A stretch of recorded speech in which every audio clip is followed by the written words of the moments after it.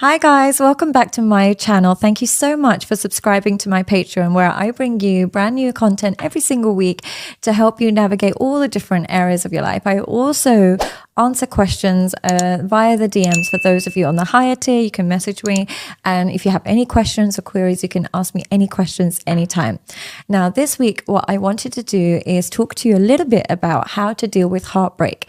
Now, heartbreak is something that we all experience. It's a very natural emotion. If you haven't experienced it, then I actually feel a bit sorry for you, because you haven't experienced probably one of the hardest things you'll go through. It's genuinely one of the hardest things that you go through, but getting through it gives you a whole new respect for yourself. So it's actually almost like working out. You might not enjoy it, but the outcome is great. And same thing with heartbreak. Obviously it's torture. You don't want to go through it on purpose, but the outcome is you do learn a lot about yourself.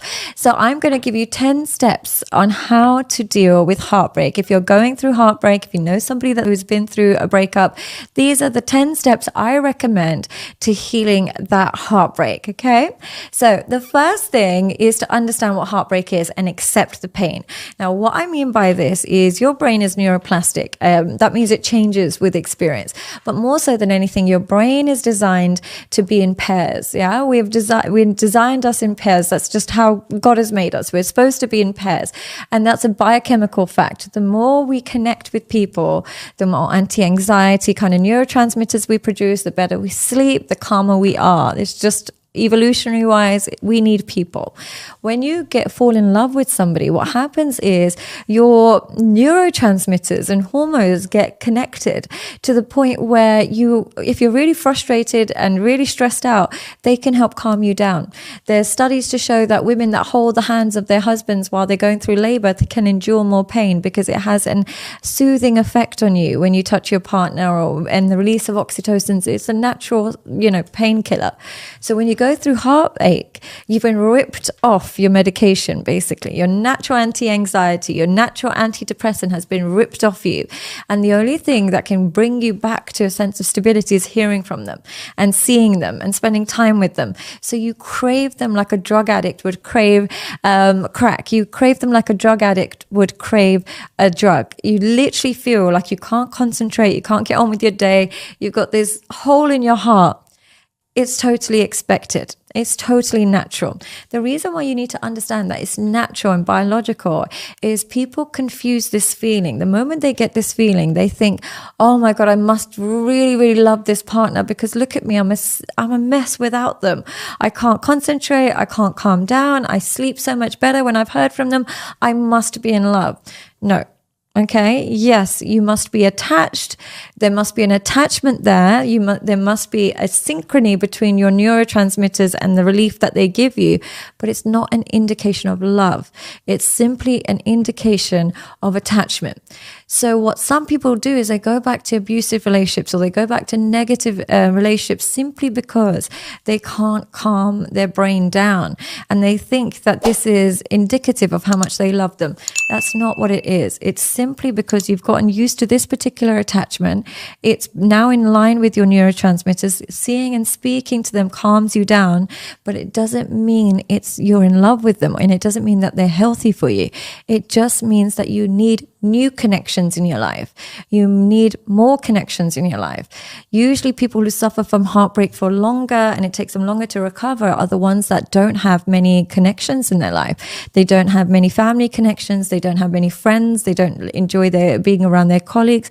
The more you build your circle of connections, the more you will rely on that partner to relieve you of your pain and stress.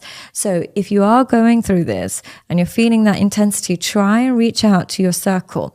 If you don't have a circle, recognize that this is what your body is craving and try and build one. Whether it's going to a gym class, whether it's going to a cooking class, anything that involves group affiliation, that will produce similar kind of neurotransmitters that will calm you down. So go look for connection. It's a signal for connection, not for going back to your partner. Now, the second thing I recommend for healing a heartbreak is really reframing how you talk to yourself about this person. What a lot of people do is they focus on the person. They say, I want him back. I want her back. What you want to do instead is stop focusing on the person and start focusing on the traits of them that you liked. And what you then need to realize is, it's not that I need to be with this person, but I need somebody that had these particular traits, whether that it was that they were affectionate, whether it was because they were caring, whether it's because they were beautiful, whether it's because they were financially stable, whatever traits it were that made you attached to this person. Those traits are still available in other people. Take this person off their pedestal. You've got it in your mind that there's nobody like this and I have to get back with them, and it's they were this and they were that and we had this special connection. The connection comes from particular traits that you liked. Those traits are still available and accessible in different people. You've just got to remember that you might never be with this person again, but you can still recreate that level of connection as long as you're still looking for the similar traits that led you to attach to this person. And likewise, you have to also remind yourself of the traits that led to the breakup. There were lots of traits in the relationship that led to the breakup. Remind yourself of those traits and say, well, I need somebody with the traits that I loved, but without the traits that caused the reoccurring fights. So separate the person from the traits that they have and take them off the pedestal, and start your journey again by looking for the traits, not looking for that particular person again. The third step is having a very clear vision. Now, what I mean by this is what you need to do is have a very clear vision of where you see yourself in 10, 15, 20 years, whatever it is. Now, most people imagine themselves in 10 years' time to be in a healthy relationship, hopefully with children and a family. That's where most people would imagine themselves in 10 years. Then you have to ask yourself, does your partner or your former partner, does that partner fit this particular vision? With the way that they are now, does this partner fit this vision? Now, if the answer is absolutely not, with the way that they are now, if we froze time and he was in my vision or she was in my vision in 10 years, would kill each other, or we would separate, or the kids would be a mess, then you've got to remind yourself of your vision. Every time you miss them, every time you want them, you've got to remind yourself that they are not going to bring you closer to your end goal. Instead, they're going to derail you from your vision, and they're going to take you down a darker path. So imagine where they might take you, or where you might take them, or just the relationship itself. It might not be their fault. It just might be the dynamics. Now, every time you miss them, you remind yourself of the vision, and then you try your best to simply be happy for people who don't fit your vision, but you don't want to be hating them either. You just be happy for them on the side. This is my vision. This is where I want to go. You don't have to belong to my vision, but I can love you from a distance. I can love you from afar.